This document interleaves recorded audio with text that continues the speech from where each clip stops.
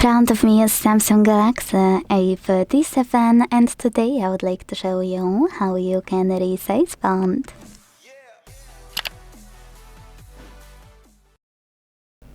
First of all, go into settings and scroll to click on display.